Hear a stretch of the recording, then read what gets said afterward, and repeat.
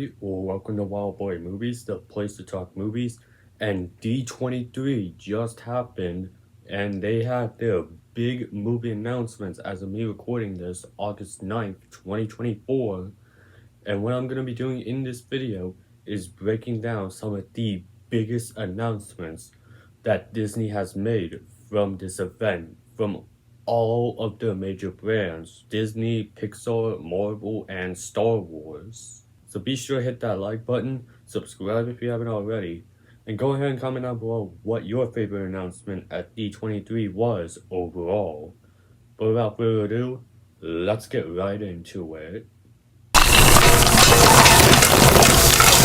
Alright, let's start things off with talking about the Disney side of the panel. And yes, this does include Walt Disney Animation Studios. So first, let's go ahead and talk about the projects that are being made for Disney Plus. Firstly, they talked about Season 2 of the Percy Jackson series and confirmed it will be titled The Sea of the Monsters. And also shared a first look and confirmed the season will be coming out next year.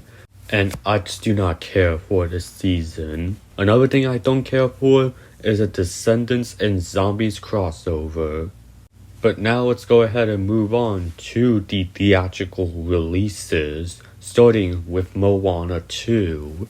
They confirmed that Moana will be taking up the role of chief leader and also will have a younger sister in the movie. And along with a brand new poster for the movie, they also went ahead and dropped a brand new trailer for the movie. And to be completely honest with you guys, I'm just not looking forward to this movie. I mean, sure, this trailer did get me a bit more excited than I was than the first trailer. And admittedly, the visuals of the movie look really good. But overall, I'm still not looking forward to this movie. But this is a trailer that didn't make the movie look good, but it also didn't make it look bad at the same time. And since Dwayne Johnson was up on stage, Disney went ahead and announced that he will be starring in a Monster Jam movie. And to be completely honest, I don't know if I'm excited for this movie or not. Then they went ahead and got James Cameron up on stage to talk about Avatar 3. James Cameron revealed that Avatar 3 will have more stakes than ever before in terms of emotion. And then he went ahead and officially confirmed the title for the upcoming threequel, and it will be Avatar, Fire and Ash. And that is basically an epic title. And I love that the logo had the Avatar A in the background made up of fire. They also went ahead and showed attendees some concept art for the movie. And I am basically sold on this movie. Like, I have enjoyed the first two Avatar movies. And I am fully excited and cannot wait for this third one, to where it is one of my most anticipated movies of next year. However, we'll have to wait a bit because Avatar Fire and Ash does not come out until December 2025. Then they moved to talking about Zootopia 2. They debuted the first poster to attendees and had statues of Judy Hopps and Nick Wilde up on the convention floor. During the presentation, they showed off a bunch of parody posters, one of which including Deadpool and Wolverine, and also revealed details of a new character in the movie, Gary, who will be voiced by Ki-Hee Kwan, who I think will do a great job in the movie. And that was pretty much it for Zootopia 2. Then they went ahead and moved on to Frozen 3, confirming that it will be releasing in 2027. And they went ahead and showed us some concept art for the movie. And they also went ahead and teased that Frozen 4 is also in development. I quite enjoyed the first two Frozen movies, so I will definitely be there for the third one. Then they went ahead and moved on to the live action movies, starting with the upcoming Freaky Friday sequel, where they had Jamie Lee Curtis and Lindsay Lohan up on stage, and announced that the movie will be titled Freakier Friday. along with showing some first look images of the movie. And in this photo, looking at Jamie Lee Curtis and how she looks in the movie, she definitely looks like the way she did in the Halloween trilogy. And it's thanks to how Jamie Lee Curtis's hair looks in the movie. Then they went ahead and talked about the live-action Lilo and Stitch movie, confirming that the movie will move from a Disney Plus release to a theater release next summer. No exact release date was revealed, but they also went ahead and revealed our first look of what the live-action Stitch will look like, and honestly, he don't look that bad. I really dig the look that they gave this live-action Stitch. And I also love that he broke through the Disney Castle logo. Then they went ahead and moved on to talk about the live-action Snow White, where they not only debuted the first poster for the movie, but also the first trailer for the movie. And to be completely honest, this trailer did not get me excited for the movie. No hate to Rachel Zegler whatsoever, but from the trailer, it just didn't really pique my interest at all. But hey, I was not thinking the first Omen would be good at all, and I was proven wrong, so I'd be happily proven wrong with this live-action Snow White movie. So I'll give it the benefit of the doubt, but I'm not really looking forward to this one. And they also went ahead and confirmed that the live-action movie will feature many new songs.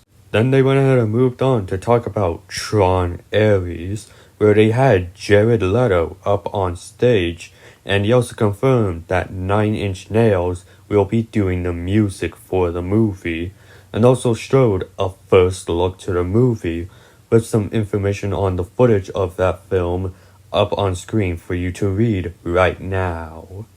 And honestly, I'm just not that big of a Tron fan, so I don't think I'll be watching this movie. However, I will admit, the theme for Tron Legacy goes hard. And finally, they went ahead and talked about Mufasa, the Lion King, where they dropped a new poster of Scar, which looks very similar to the first poster that we got, but they went ahead and debuted the full trailer for the movie. And to be honest with you guys, I can basically reuse the words that I said of that Moana 2 trailer for this Mufasa trailer. Like, I will admit, the CGI does look pretty good, but overall, it just did not get me very excited for this movie. And can we just go ahead and mention that Taka, aka Scar, pushed Mufasa off of another cliff, but this time to save Mufasa's life. So yeah, the Mufasa trailer didn't make the movie look good, but it also didn't make the movie look bad at the same time. The only thing that frustrates me about this Mufasa trailer is that where is our Sonic trailer? Because Sonic comes out in December, yet we already have trailers for Mufasa, Nosferatu, and Kraven the Hunter, but not Sonic. What are you doing, Paramount? Alright, now let's go ahead and talk about the Pixar announcements, starting with the Disney Plus shows. First, I want to talk about the first Pixar series, Win or Lose. They confirmed that the show will be releasing on December 6th of this year. And they went ahead and dropped a small teaser for the series. And I gotta say, it don't look that bad. It's a show that we heard that was in the works ever since 2020, and has been delayed constantly. So it's nice to note that the show is actually going to be releasing. And it's a show that I'll definitely tune in for an episode or two. But this show could honestly be a game changer for Pixar. Then they went ahead and talked about the Inside Out spin-off series, Dream Productions, where they showed the first concept art of the series. But now let's go ahead and talk about the upcoming theatrical releases. Firstly, Pete Docter thanked everyone for the success that Inside Out 2 has had, making it the highest grossing animated movie of all time. But then they went ahead and talked about Toy Story 5. They confirmed that Andrew Stanton will write and direct Toy Story 5 and that the movie will be dealing with technology. Which is an idea that I think they could definitely make this movie worth existing because people do not want this fifth movie. And in fact, this post from 3C Films perfectly summarizes what this movie will be about. And the movie will also feature an army of 50 manufacturer mode Buzz Lightyears. Admittedly, I do not know how I feel about this news because honestly this fifth movie should not exist. Then they went ahead and moved on to talk about a brand new movie of theirs titled Hoppers, where it follows a girl's brain going into a robot beaver. And to make the movie honestly looks like it's a stop motion movie compared to a 3D animated movie. They also went ahead and confirmed that this movie will release in 2026. Then they moved on to talk about their next movie, Elio.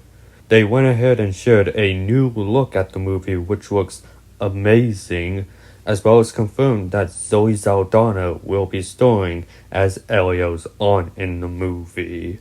But then here's where I got really hyped because Pixar went ahead and confirmed Incredibles 3. They confirmed that Brad Bird, who directed the first two movies, will be returning.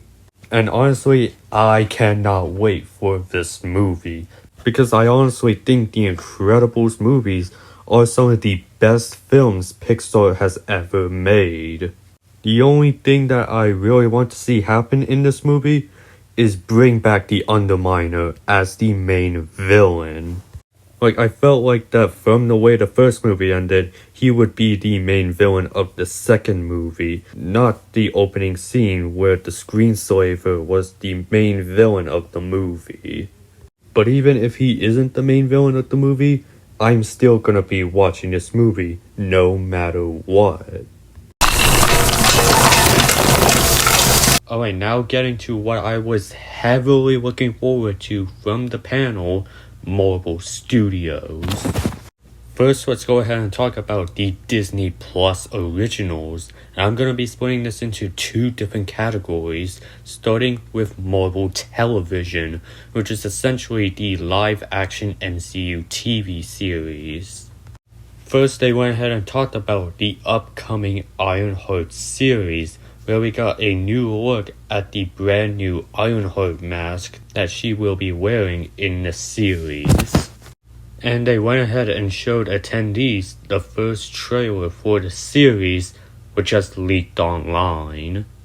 And I couldn't help myself from watching it, and I gotta say, it don't look that bad. I'm actually genuinely curious to check out this Ironheart series. But now moving on to something that I have waited the entire panel for, they went ahead and talked about Daredevil Born Again. Before the panel, they had a display up on the convention floor, which looks pretty awesome, and the Newton brothers, who composed the score for X-Men 97, confirmed that they will be doing the score for Daredevil Born Again.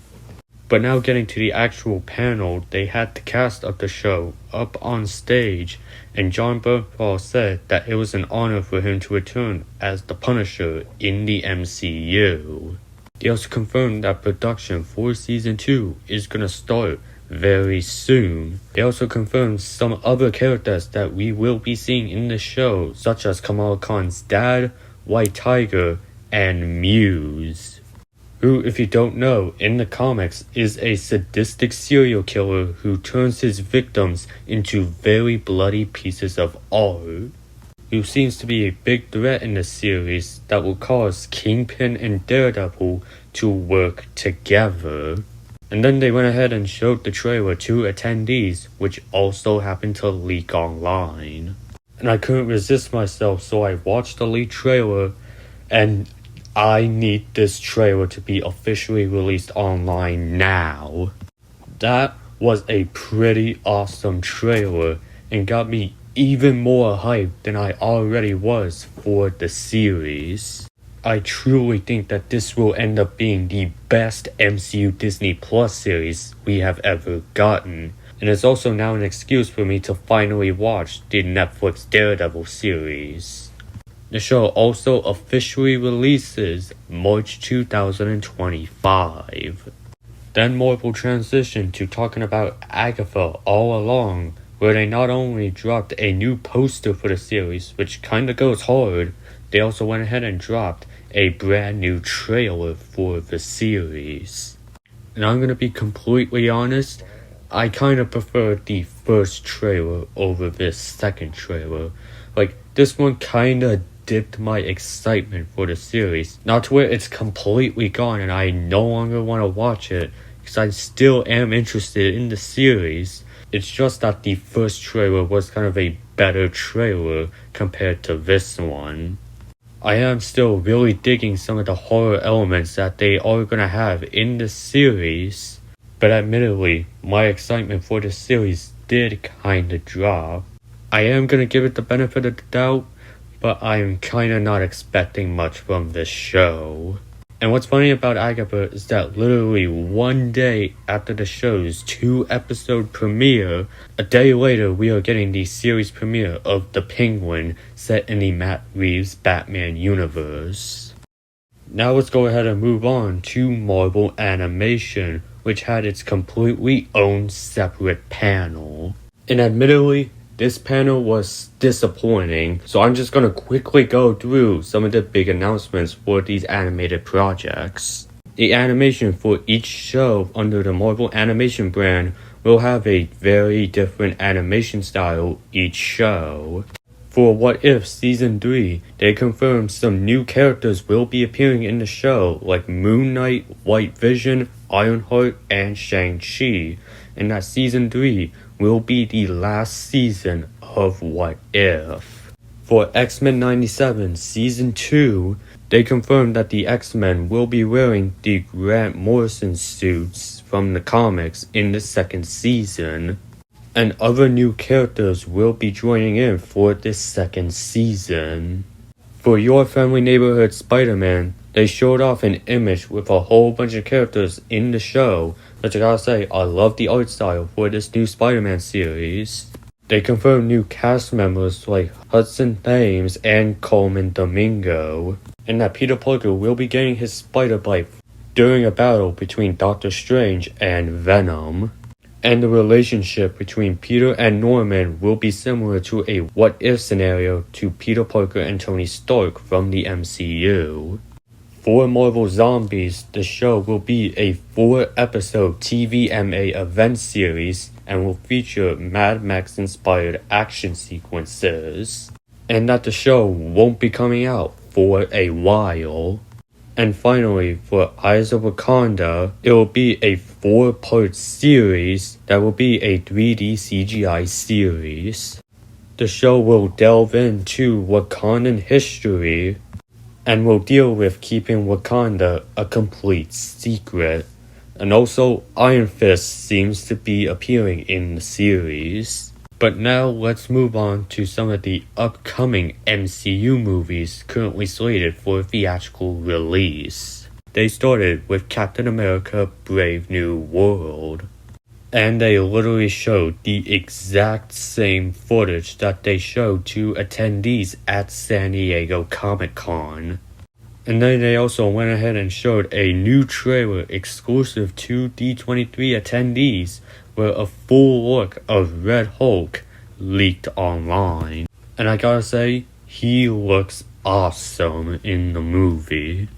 Aside from that, it has also been confirmed that Laura Kaufman is going to be composing the score for Captain America Brave New World. And that was pretty much it for Captain America 4. Then they went ahead and talked about the Fantastic Four First Steps, where they had the cast of the movie send in a video showing them on the set of the movie. They also went ahead and revealed what the Fantastic Four suits are going to be looking like, and I gotta admit, I don't like it, but hopefully by the time the movie comes out, I end up liking these suits. And during a Music of Marvel Studios presentation separate from this one, they played the entire Fantastic Four theme of the movie, composed by Michael Giacchino. And let me say, this theme goes hard. As for the new Marvel release dates for 2026 and 2027, we got nothing. And finally, let's go ahead and talk about the Star Wars announcements. And when I say announcements, I mean the 3 things they went ahead and talked about. Let's start with the Disney Plus stuff, where they started with Skeleton Crew. Now, they did have some costumes from the series up on display, which looked pretty cool. And then not only did they drop the first poster for the series, but also the first trailer for the series. And I gotta say, this looks like a fun show to watch. Now, I'm not that big of a Star Wars fan. I've seen some of the main movies, but I'm not someone who follows the TV series. And for me, it's hard to be a big Star Wars fan when there's so many toxic fans in the Star Wars fandom. Look at you guys who hated the Acolyte. But outside of The Mandalorian, this will probably be one of the only Star Wars shows that I watch, because this generally looks like a lot of fun. Now, the show is gonna have John Watts, who gave us the last 3 MCU Spider-Man movies, attached to the show, and I think he's gonna do a great job.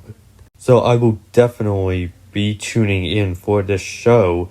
I don't know if I'm gonna be sticking for the entire season, but hopefully it keeps me entertained enough to stay for that entire run. Then they went ahead and talked about Andor Season 2. And they confirmed that Season 2 will take place over 4 years. And the show will feature returning characters from Rogue One, including Ben Mendelsohn and Forrest Whitaker. Then they went in and talked about only one Star Wars movie, and that is The Mandalorian and Grogu. They confirmed that filming for the movie started a couple weeks ago, but they also had a teaser ready to show attendees.